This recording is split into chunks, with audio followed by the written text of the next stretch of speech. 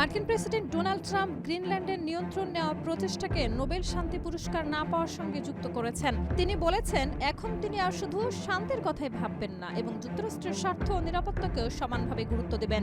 ট্রাম্পের এই অবস্থান ইউরোপের সঙ্গে নতুন বাণিজ্য সংঘাতের আশঙ্কা সৃষ্টি করেছে।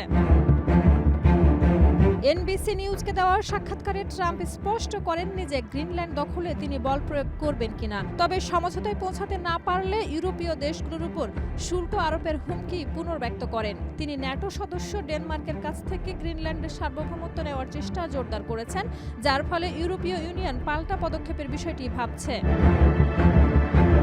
রয়টার্সের প্রতিবেদনে বলা হয়েছে, ট্রাম্পের হুমকি ইউরোপীয় শিল্প খাত ও আর্থিক বাজারে অস্থিরতার সৃষ্টি করেছে। বিনিয়োগকারীরা আশঙ্কা করছেন 2025 সালের বাণিজ্য যুদ্ধের মতো অস্থিরতা আবারও ফিরে আসতে পারে। ট্রাম্প জানিয়েছেন, 1 ফেব্রুয়ারি থেকে Denmark, Sweden, France, Germany, Netherlands এবং ফিনল্যান্ডের উপরে বাড়তি শুল্ক আরোপ করা হবে যতক্ষণ না যুক্তরাষ্ট্র গ্রিনল্যান্ড কিনতে সক্ষম হয়।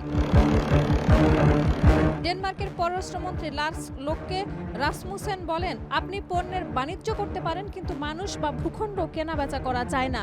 গ্রিনল্যান্ডের প্রধানমন্ত্রী জেন্স ফ্রেডরিক নিলসেন ফেসবুকে বলেন, আমরা নিজেদের ভবিষ্যৎ নির্ধারণের অধিকার রক্ষা করব। সংলাপ, পারস্পরিক শ্রদ্ধা ও আন্তর্জাতিক আইনের উপরে অটল থাকব।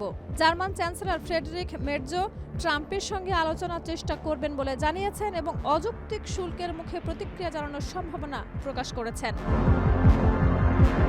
মার্কিন ট্রেজারি সেক্রেটারি স্কট বেসেন্ট বলেন, ট্রাম্প নোবেল না পাওয়ায় এমন পদক্ষেপ নিচ্ছেন এমন ধারণা ভুল। তার মতে, ট্রাম্প গ্রিনল্যান্ডকে যুক্তরাষ্ট্রের জন্য একটি গুরুত্বপূর্ণ কৌশলগত সম্পদ হিসেবে দেখছেন। শাহিদা রুবি, মাই টিভি।